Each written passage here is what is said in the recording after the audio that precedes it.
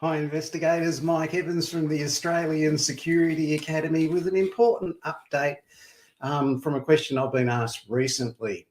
So what is it you're going to investigate when you go into the investigation industry? Well, that is a $64 question. You don't know what accident or incident is going to happen in the future, so it's hard to predict what you're going to investigate. No one can tell you with their crystal ball exactly what that is going to be.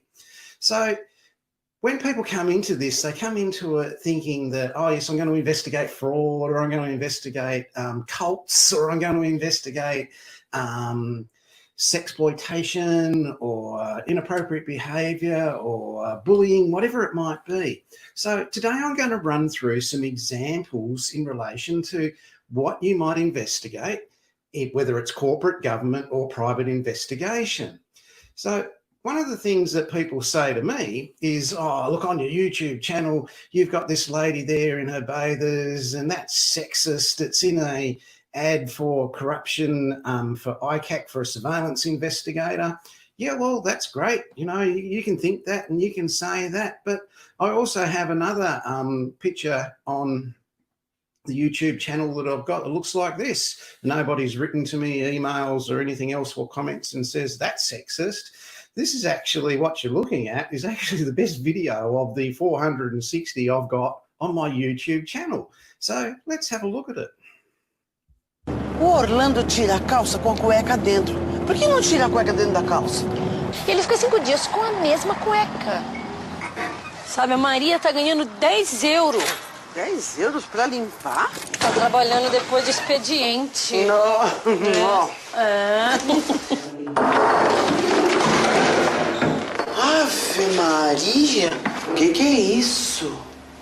Esses demônios dessas crianças fizeram festa aqui de novo. Se os pais soubessem, tanto dinheiro e tão mau gosto pra música.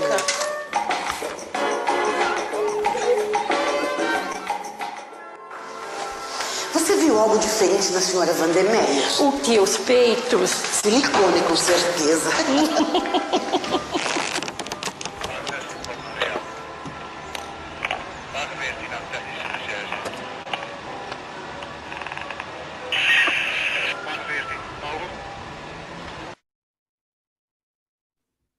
Have to be the best ad on YouTube as far as investigations go. It's the beauty of that one.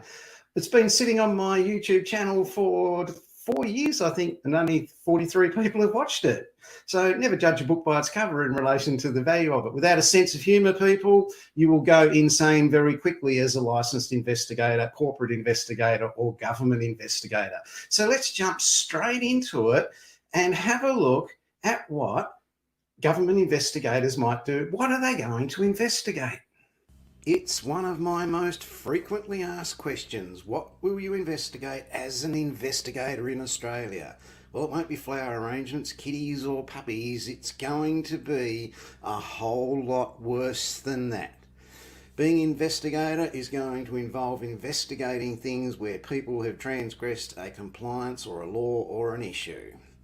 So you won't be doing simple, nice investigations as an investigator. Here's an example of a typical government investigator. This is a position vacant with the Australian Communication Media Authority. They investigate complaints regarding sex, gambling, drugs, language and more in free-to-air TV advertising. So when there's a complaint, these people have to go in and find out about it. In 2017, the most complained about TV commercial was an ultra-tune one where two ladies were driving along in their car, it caught fire, and they used fire extinguishers to put the fire out. There were 359 complaints about that advertisement in 2017. All of those complainants had to be interviewed and a report had to be made to advertising standards in relation to it. Ultimately, the complaints were dismissed. You're the investigator, you don't go into that, you just investigate it and report that the decisions are made by an advertising board separate from the investigation. The investigation may be shared with other government departments. So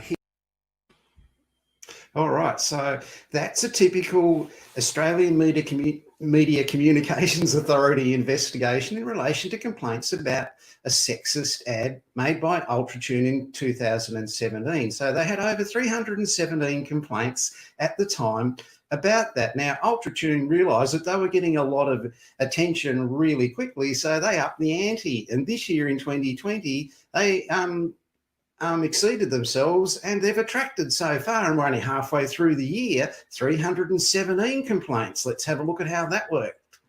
It's one of my most frequently, here's a 2020 version of 309 complaints so far to June in 2020 about this Ultratune ad starring Pamela Anderson.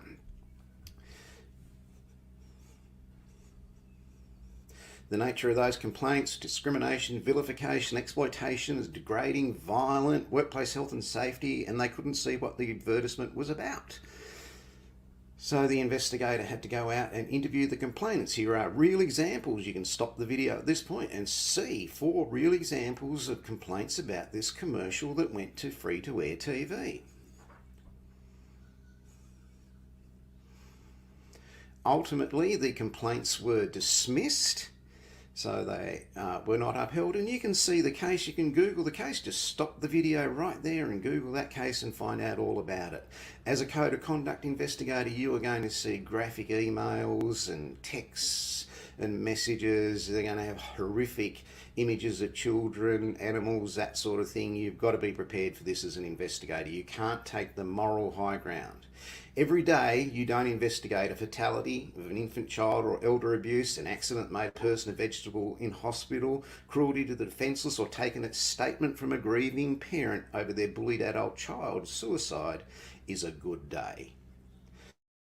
Prepared to be involved in difficult investigations as an Australian corporate, government or private investigator.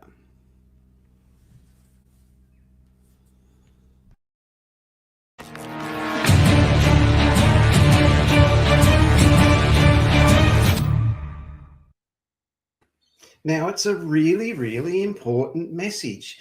If you're going to get upset about cruelty to animals or about domestic violence because it reminds you of similar situations or whatever, you really must reconsider what you think you're going to be going into, because you are going to go and interview people who will use 2 boxes of tissues while they're recalling the event or what you're interviewing them about, because it was so horrific. If you could imagine a workers' compensation investigator who has to go and interview a police officer for her claim that's stress or psychological injury that's happened over a series of events over 10 years, and you get the explanation of each one of those events and what the police officer she attended and what she went through and what she saw. It's quite disturbing stuff that you'll be hearing. So you must be mentally prepared for this. You can't go into a career as an investigator with the moral high ground, with your opinions on this or that. You are going to be a person that reacts after the event. You don't prevent anything.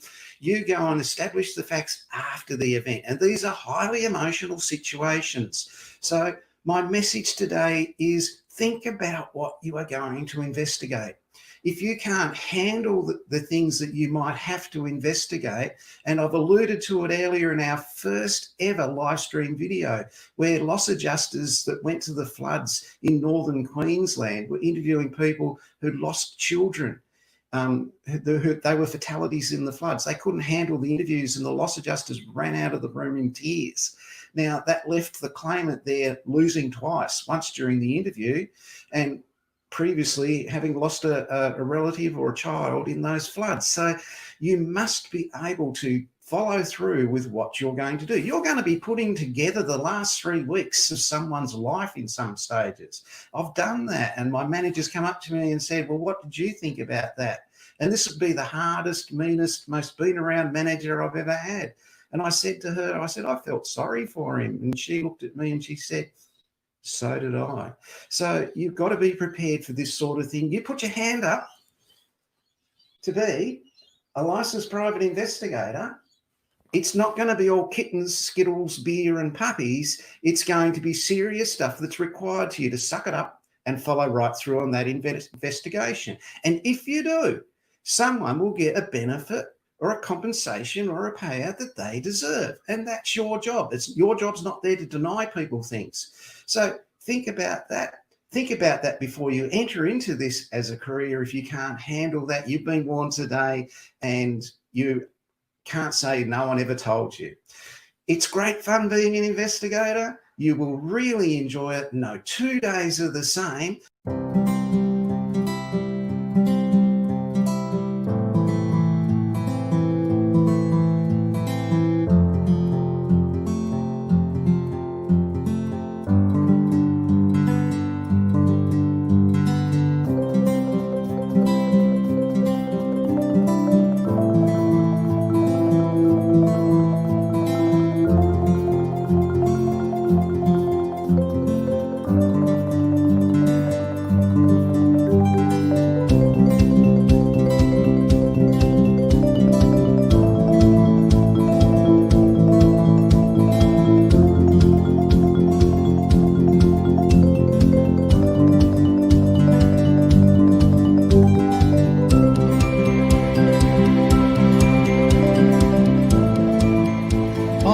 From the Australian Security Academy. Here's a great question about fraud.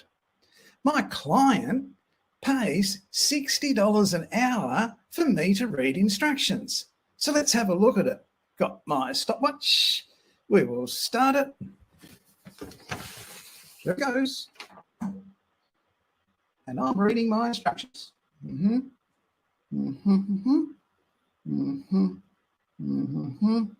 Yep. Okay. This person, that address. Rightio. Yep. Right. Got that. Go there. 30 hours. Right. Stop. Okay. To read my instructions, it took me 32 seconds. So they're my instructions on the case that I've got. What I need to know now is when I send in my invoice, which I'll just fill out now. Here's one I prepared earlier. To WorkSafe Victoria, read instructions, 1 hour, $60.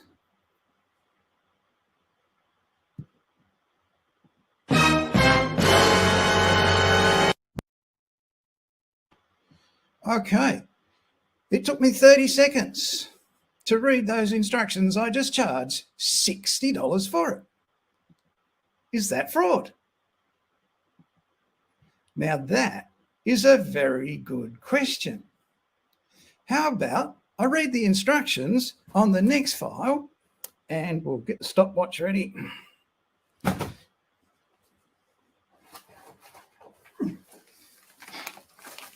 Here's the Jones file with all the police reports and everything in it. Now I've got to read this.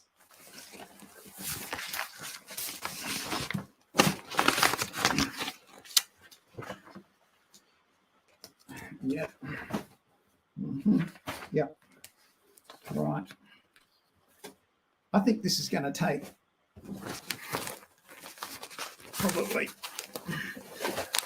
10 hours to read.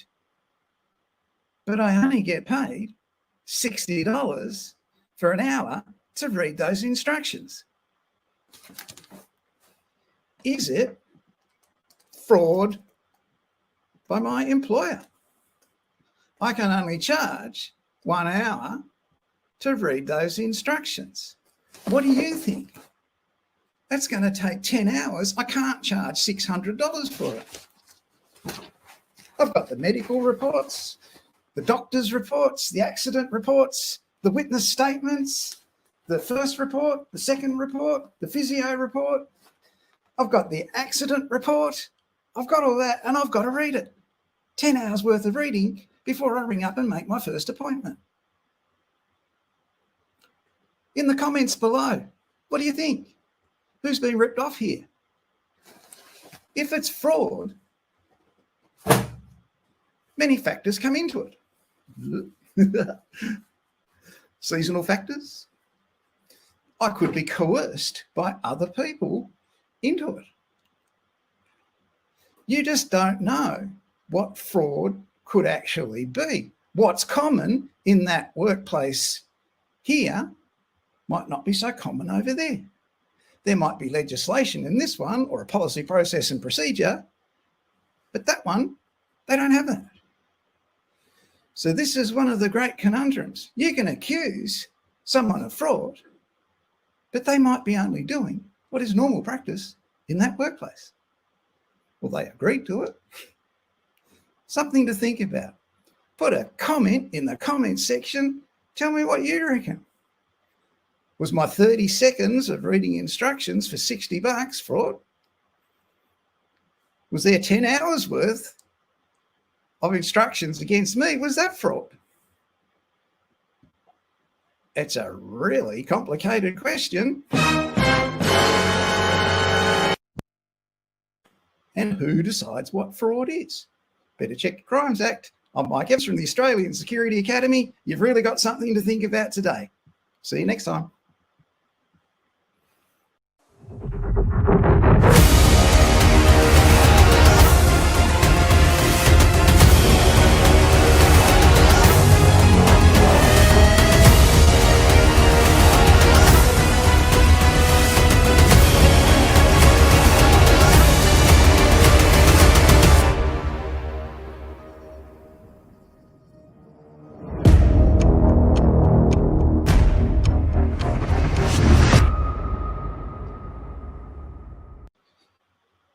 Thanks, Chris. Really appreciate it, mate. That's fantastic.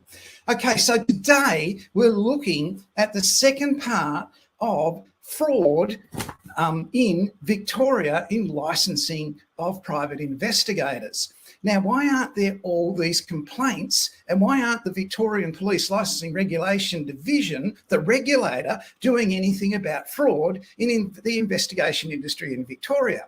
And why aren't the Victorian Work Cover Authority doing anything about the fraud in the investigation industry in Victoria as well? That's two regulators doing absolutely nothing. Well, I go to all their meetings, and in their meetings, they come along and they present at it.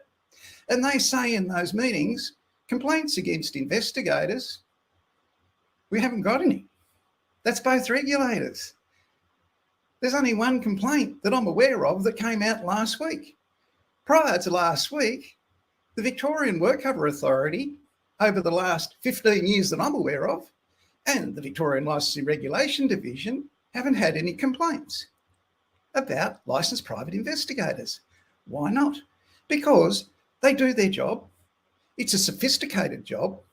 They work for an agency that has rules and regulations. They work for clients who have policies, processes and procedures, and they all adhere to those things. So yesterday I gave you the example of me taking 32 seconds to read these instructions and charging $60 for 1 hour's work for it.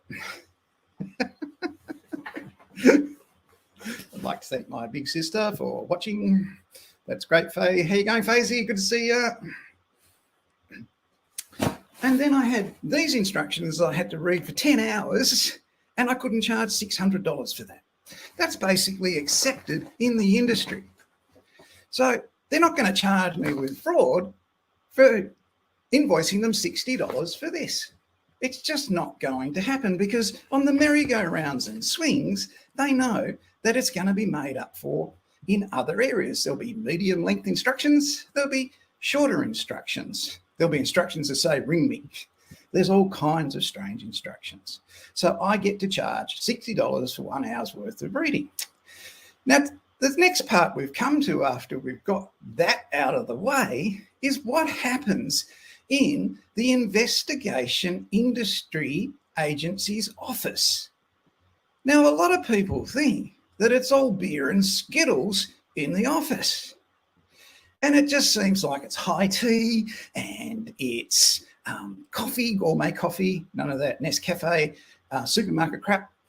And all they do is get a few instructions, allocate them to people, check a few files and send them in. Nothing could be further than the truth. Now, the allegation against one particular investigation agency last week was they were overcharging for files that were overseen in the office. Now, I gave you the demonstration yesterday where I had a stopwatch as I read my short instructions. And this investigator reckons he was there watching them with a stopwatch on and they were committing fraud. Well, let's have a look at how it works. Now, keep in mind, the Victorian WorkCover Authority don't have any complaints about licensed private investigators. The Victorian Licensing Regulation Division, the regulator, has got one complaint by a competitor against another firm he used to work for, which is a disgruntled vexatious complaint. In the real world, a vexatious complaint doesn't even have to be investigated. So keep in mind, I go to these meetings, I listen to what the VWA and LRD say, and they say in unison, no complaints about Victorian licensed private investigators. When someone comes out with an allegation of fraud, it is under beyond a reasonable doubt. Investigators work in the world of negligence and liability. That is on the balance of probabilities. Now, if this was a set of scales, and I could make myself equal, this is what the balance of probabilities looks like. So on the balance of probabilities, the adjudicator or the tribunal or the magistrate or the claims manager or whoever's in charge, who's the authority, they can say, well, on the balance of probabilities, it's 3% this way, so that person loses or that person wins. Now, if it's beyond a reasonable doubt, like fraud, with 10 years in jail attached to it, this is what it looks like on those scales. Straight up and down. There is no room for 1% error.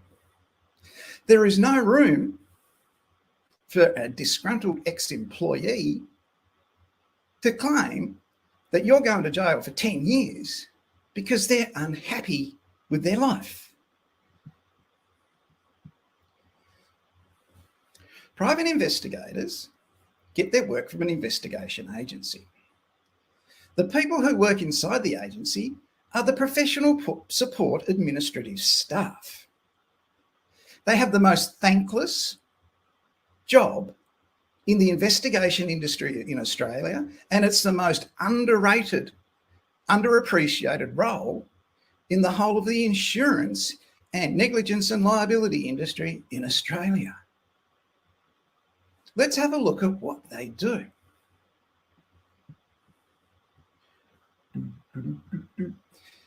Thanks, Jamie. Thanks, Chris, for telling me that I didn't have any sound. Really appreciate that, guys. Here's the admin.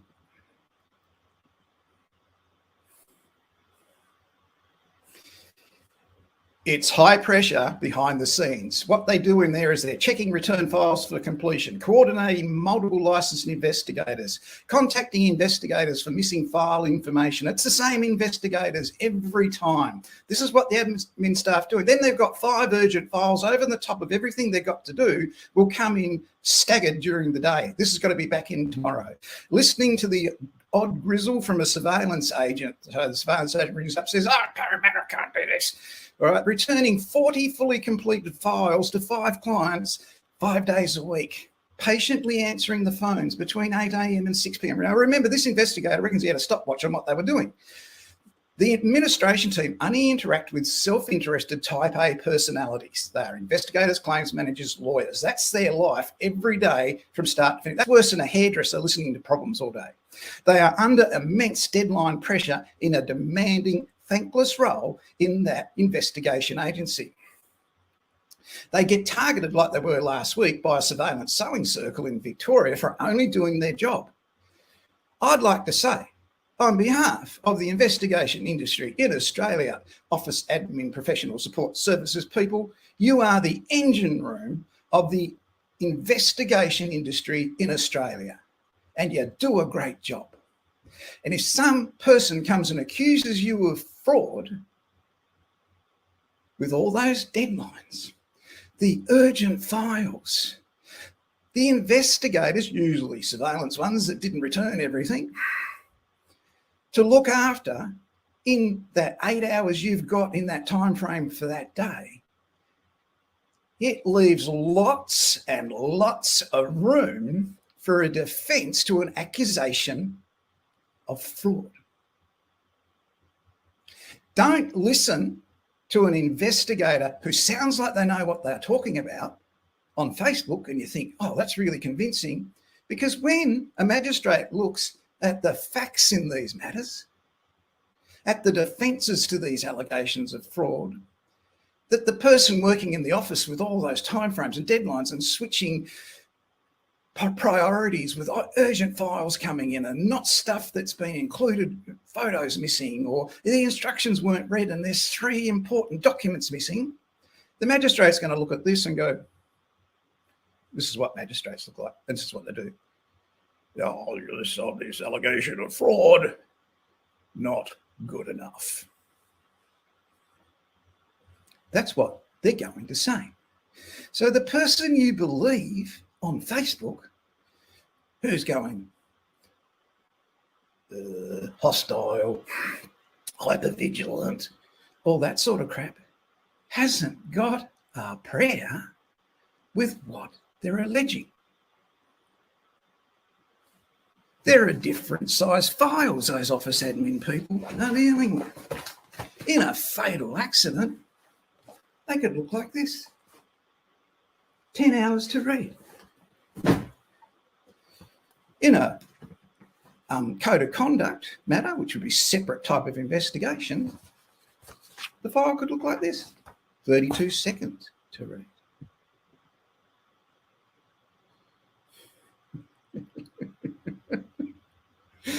Oh, I've got a weirdest family. I'm not even going to give them the credit. You can stop that right now. It's mine. Someone else, wasn't my sister. This is serious. I know where you live, mate.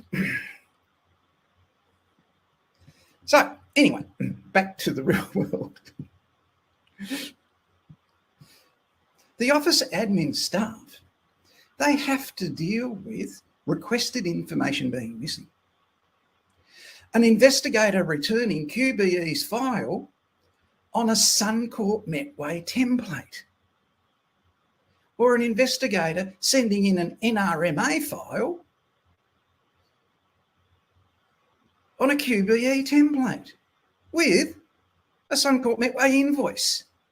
That's what the office admin team are dealing with every minute of every day, and they're doing it professionally, and they are the engine room of the Australian investigation industry. Now, it is my personal opinion, which has no value to a lot of people, and I don't care, that every surveillance operative should do 6 months in the office of the administration section of the investigation agency before they go out in the field on surveillance, so they can see exactly what a pressure cooker environment it is in there, with those instructions coming in, those instructions and files being allocated, the chasing up of missing information, the phone calls from type A personality, lawyers, barristers, claims managers, solicitors, investigators. They're all expecting to be number one top priority in the person who answers the phone in the investigation agency. They expect to be the number one priority in that person's life for the day. Every single one of them have that expectation, because they're looking at investigations that could cost someone their reputation, their employment, their relationship, even their freedom. If you accuse someone in an investigation agency who's an office admin person of overcharging, and you don't take into account the defensible timeframes that are involved, and you don't know what they are, and you had no idea about $60 to read that, or $60 to read that, you're not in a very good position. So you must understand the investigation agency office admin team is not out there playing beer and skittles all day, having high tea, drinking gourmet coffee, and on social networking talking to their friends. They are keeping the whole industry moving in the right direction. Now, if one single individual wants to get everybody else who's in a surveillance hate group and is not employed by the TAC ever, or the VWA ever, or any other insurance company because they're just not good enough to have, he'll get them on board by word. They'll thrive on it. They'll love it because they have no idea how it works.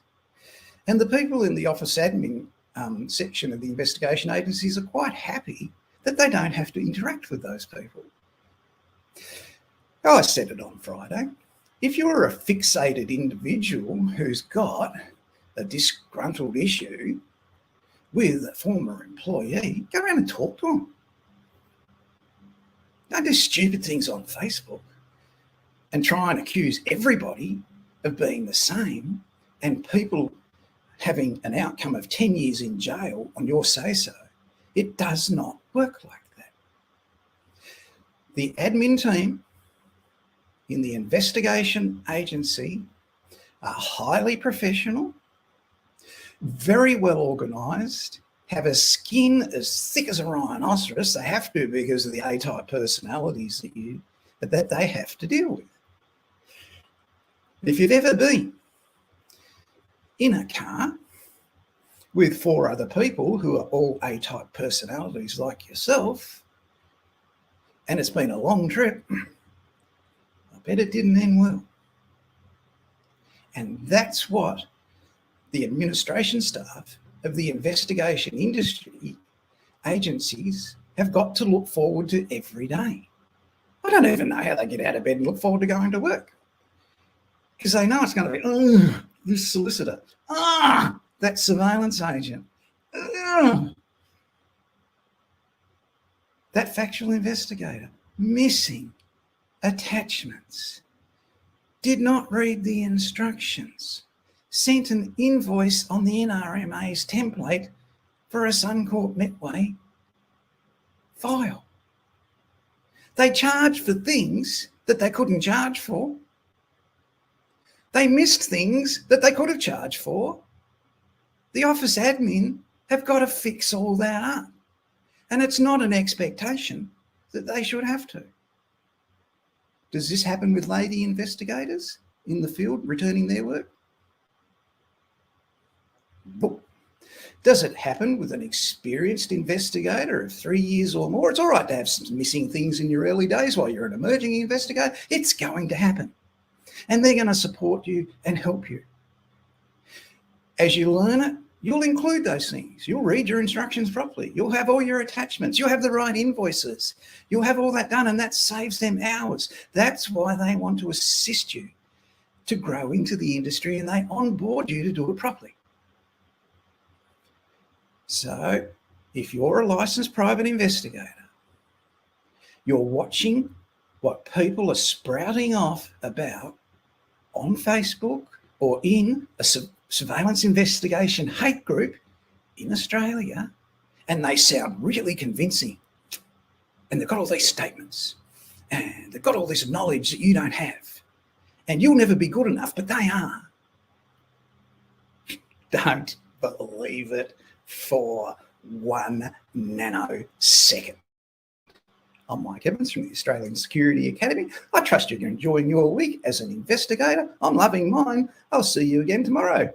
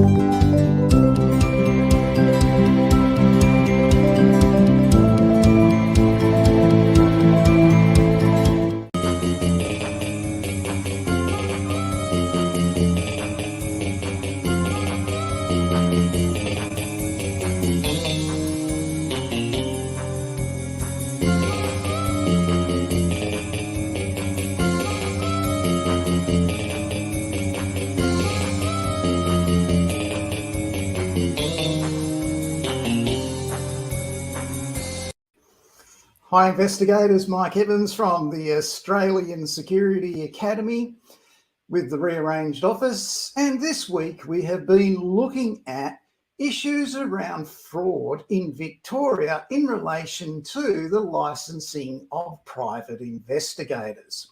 We've looked at the issues of billing fraud, and we've looked at the issues of people attacking staff in the investigation agency who are only doing their job. And we went right deep into that, what seems to be a really easy job. We received some correspondence, confirmed that you're going to complete those instructions in 14 days, and then send out some correspondence. We found out that it was much, much more complicated than that in the assumptions about how easy life is for ladies and gentlemen in the administration role for private investigators. And we actually discovered the amazing fact that the office administration team in the investigation agency are the engine room of the investigation industry in Australia.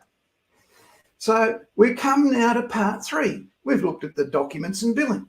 We've looked at the attacks on the agency staff members, and today we're looking at the licensing authority. We're going to go deep into the Victorian Licensing Regulation Division, but what I say here really applies to most licensing authorities around Australia. I mean, all they've got to do, it's not hard, is receive your application, give you a license, and basically monitor what's going on. That's all. That's not difficult. Just like the office admin team in the investigation agency. Well, no, it's not. It's a completely thankless role undertaken by people often on light duties who don't want to be there in that role, and they have to professionally deal with what happens inside the regulatory authority. Now, just because you get a security guard's license or a private investigator's license, it doesn't mean that the regulatory authority is there to resolve your personal issues in your career. They're not going to fill in the form for you when you ring them up. They're not going to do your dirty work for you. Why do you assume that the licensing authority is going to mediate the trouble you start? Don't start trouble, you won't have a problem. They're not going to get you the $4.50 you were underpaid in that role 2 years ago. No, they're not going to do that. They are not, on your behalf, going to eliminate all your competitors in your industry in Ballarat. No, they're not going to do that. I'm sorry. That's not their role. They're not going to prioritise your industrial relations issue in your workplace. It's none of their business. Just because everybody there has to have a security guard licence or a PI licence, industrial relations are not the regulator's role in Victoria. They're not the regulator's role in Queensland. They're not the regulator's role in South Australia, Western Australia, New South Wales, or anywhere else. They're not going to give you what you want when you demand it. Sorry, not going to happen. They're not going to believe your lies. They're not going to get even with your employer. And in Victoria alone, where there's, I'll tell you on Friday at Spy Curious exactly how many private investigators there are, and there's over 20,000 security guards. And if you ring up the regulatory authority down there expecting them to resolve your issues, it's not going to happen. So this week, we've had a hatchet job done by a Facebook hate group on an investigation agency. Well, I don't know whether it's right or wrong. I don't really care. All I do know is it's not trial by Facebook. And the regulatory authority is not going to do that either. And it doesn't matter how many packets of tissues you have, and how often you contact them, and grizzle about the injustice that's happened in your industry, they don't care. They have their allocated work to do. And it's not to represent you and get rid of your competitors. So what do they do? In Victoria, the Licensing Regulation Authority enforce the Private Security Act 2004. You studied this in your private investigator course. Now, it's a very simple document. Here it is. So it's Private Security Act 2004. Might be backwards on your screen. And if there's an issue that's going to arise in licensing in Victoria, it's addressed in the 149 pages of this document since 2004. Prior to that, there was the 1968 Act that they had. That wasn't the name of it, but that was the year, and I don't really care. We're in 2022, so that's irrelevant. We've got the Act from 2004 that regulates private investigations in Victoria today. What does that mean? That means that that Act was presented for assent and was approved. So basically, the Attorney General went to Buckingham Palace and he said to the Queen, "G'day, Your Majesty, I've got this bill here, can you give it assent?" And she's looked at it. Yes. Would you like cucumber sandwiches and a cup of tea, Attorney General? Yes. I agree to all that. And she nods her head and it gets royal assent. That's how it works. So the Act can now be enforced in Victoria. Who is in charge of that Act? Is it the people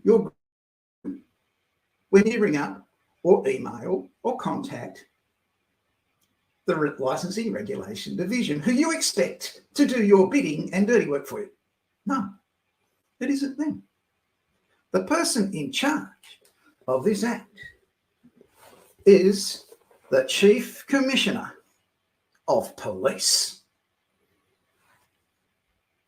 Now, you do not want the attention of the Chief Commissioner of Police under any circumstances. I recently had that attention myself, and it was in accordance with the Act. And basically, I'll show you what the attention was. The Chief Commissioner issued my private investigator licence. There it is. Thanks, Chief Commissioner. Really appreciate that. Yes, I've got shiny suit shoes and I know how to salute. So he's issued my private investigator licence in accordance with this Act. And he's issued you yours as well. Thank you, Chief Commissioner. And one day it might be a she. I think currently it's a he. So what is the purpose of the Act? Is it to get you the $4.50 you were underpaid 3 years ago? Is it to get even with your past employer? What's the purpose of the Act? Neither of the previous two. The purpose of this Act is to provide for the licensing and registration of certain participants in the private security industry. So that's security guards, private investigators, that sort of thing. And to otherwise regulate the private security industry for the purpose of ensuring public safety and peace. Your bullshit with your competition or people you don't like, if you're a member of a surveillance hate group on Facebook, is not the Licensing Regulation Division's problem where you want to create war. They're about creating peace. There it is.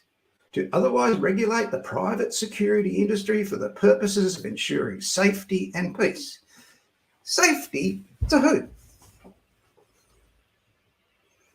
The people at the Licensing Regulation Division who you grizzle about say they didn't help you with your problem, who are useless and do nothing, are sensitive human beings just doing their job. That's what they are. They have feelings just like you do. Abusing them, publicly stating that they don't do their job properly, will get you nowhere. In fact, it could be a risk to the safety of the person you're attacking, which is unacceptable from workplace health and safety point of view in 2022. So before you start carrying on like a goose, think about what you're doing and who you're trying to push around. The Chief Commissioner is responsible for that, not the person answering the telephone.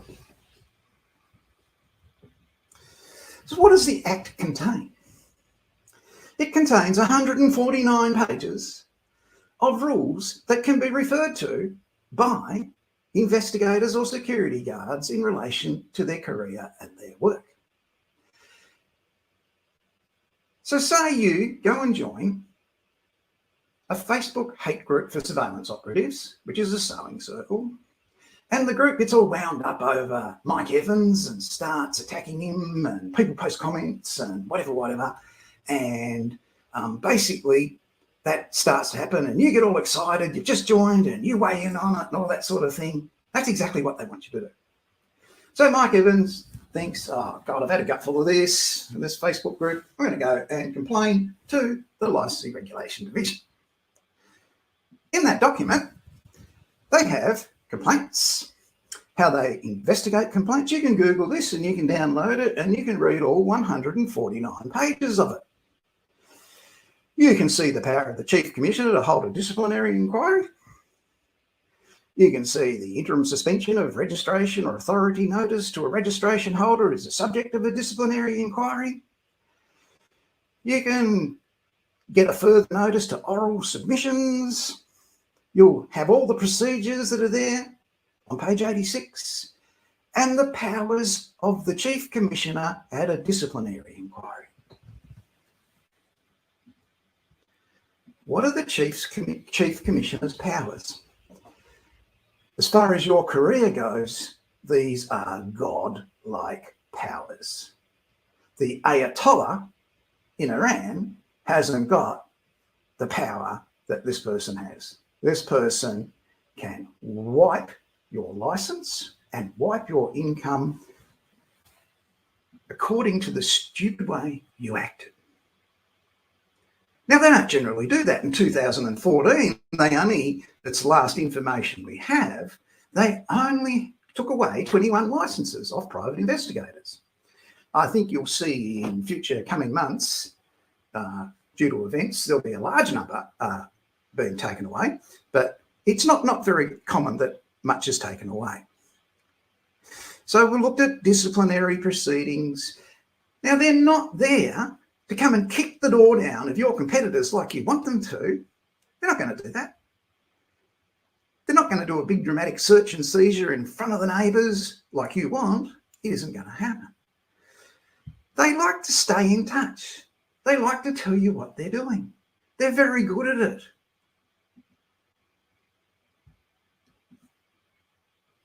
They attend industry association meetings. They give out newsletters. This is in Victoria. And they communicate with you and let you know. Just last week, I had an email from them and it was talking to everybody in the industry. I think it was about firearms or something like that. Now, I'm not a licensed firearms security guard, but for those who were, it was important. So we've got 149 pages of an act that they refer to and look at.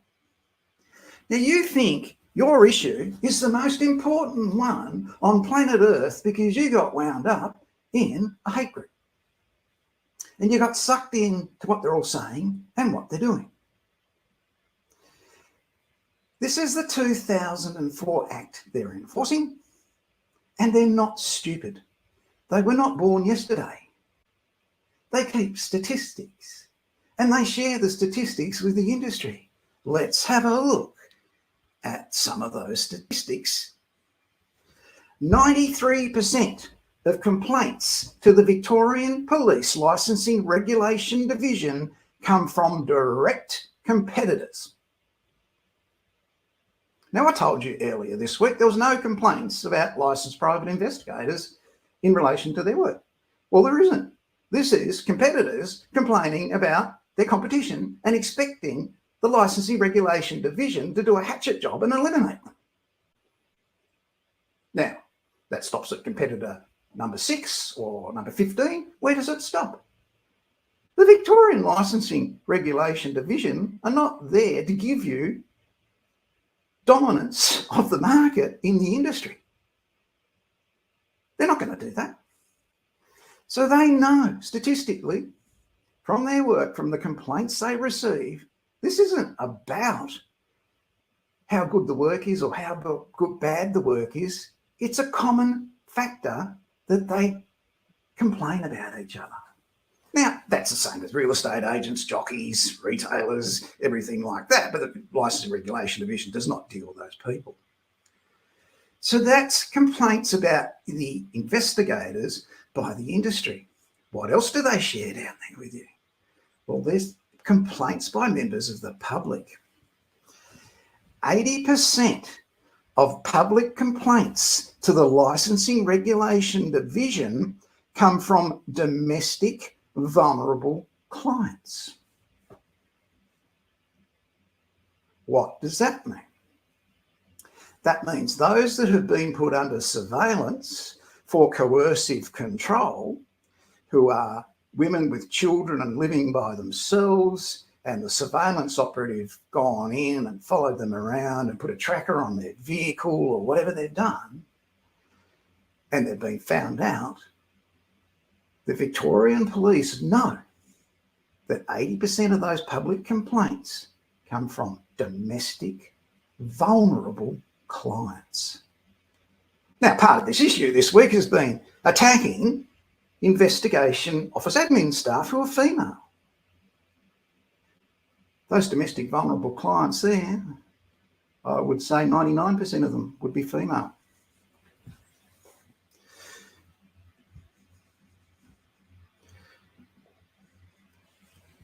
When at the same meetings this information is shared, the VWA and the LRD are there together, and there's no complaints from the Victorian Work Cover Authority going to the Licensing Regulation Division, as I said earlier this week. The complaints are all competitors complaining about each other or vulnerable domestic clients who are put under surveillance for coercive control. Something to think about there, isn't it?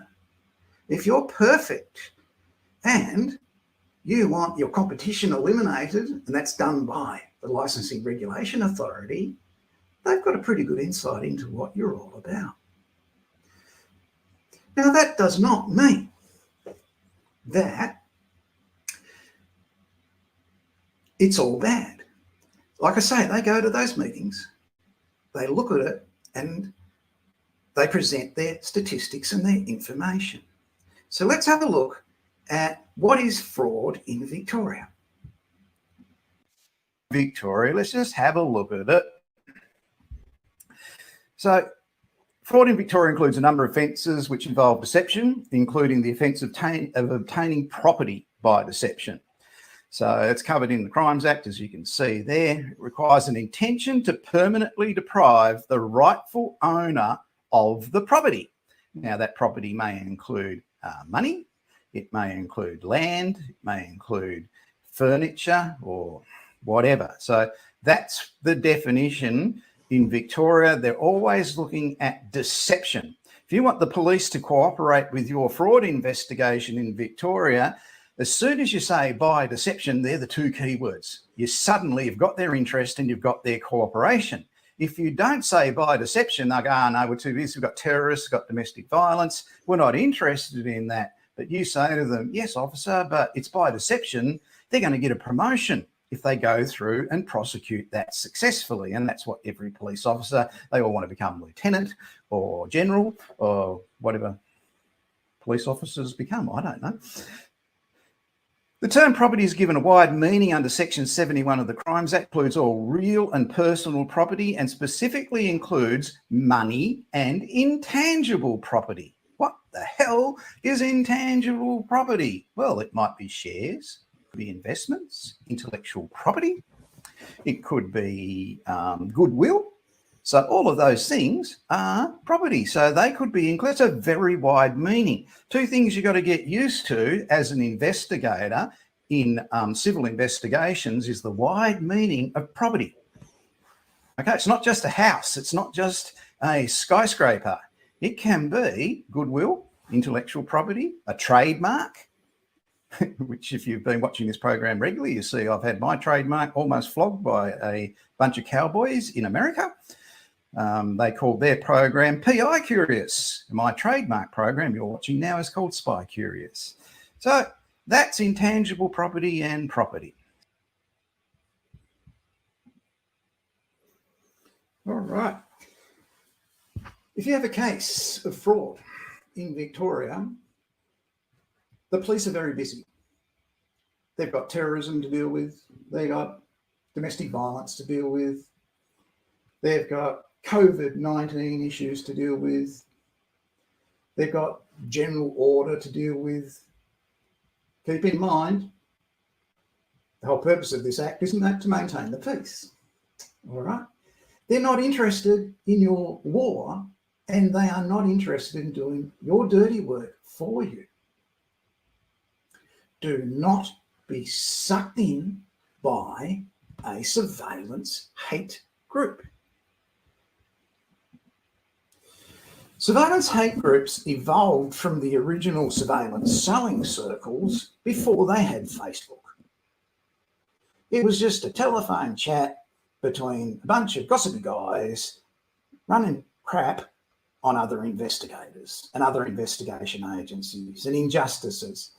I mean, they sit around for 7.5 hours every day. They want someone to talk to. They get bored. So they get on the phone and start a bit of trouble.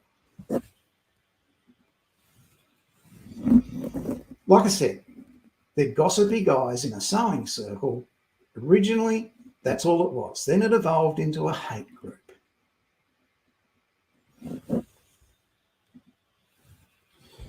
The basic idea behind the hate group, evolving from the sewing circle, is to wind everybody up over emotional issues such as investigation training, licensing, lack of enforcement by the LRD on your competition, workplace health and safety, and twisting it around to making it sound problematic, a big issue for beginners in the industry, so that beginners will weigh in on it and blindly go along with it while these guys keep their distance.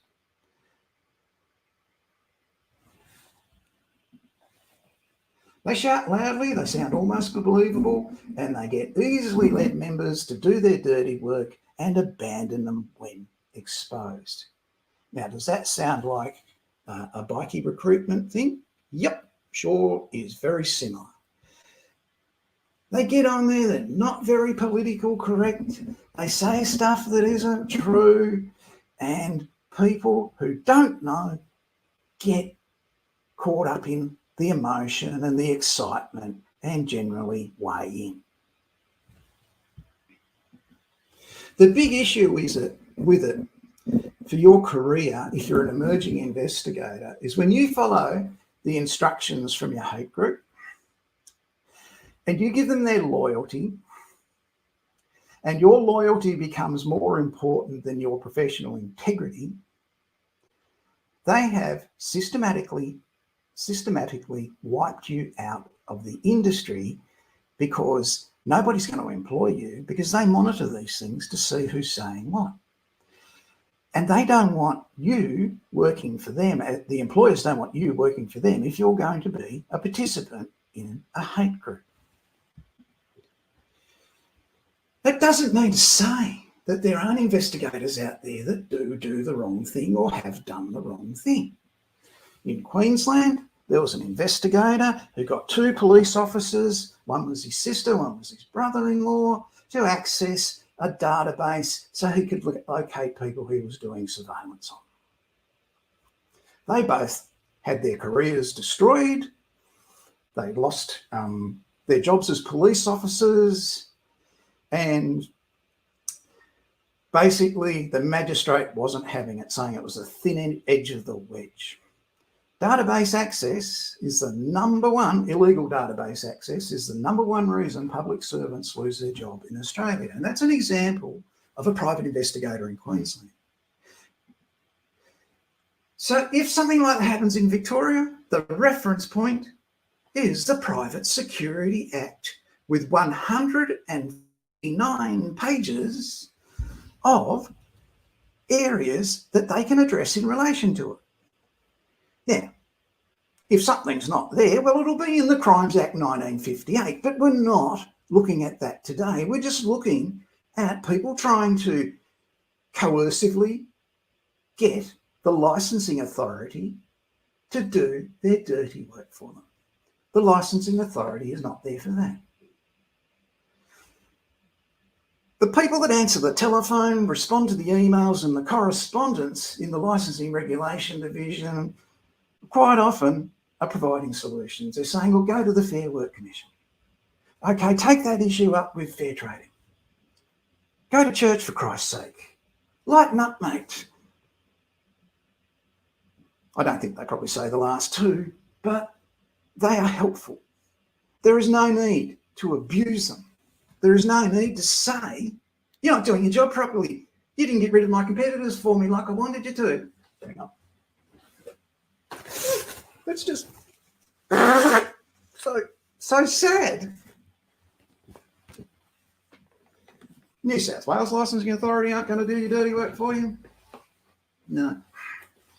Queensland, fair trading, they're not going to do your dirty work for you. Western Australia Police, Security Enforcement Division, they're not going to do your dirty work for you. Have no high expectation that a licensing authority is there to do that for you. They're not. Okay? I hope that's very clear. Leave the people in the office doing their job alone. Don't single out the Licensing Regulation Division of Victoria for not doing their job because you're a snowflake. Won't happen. Thanks for watching.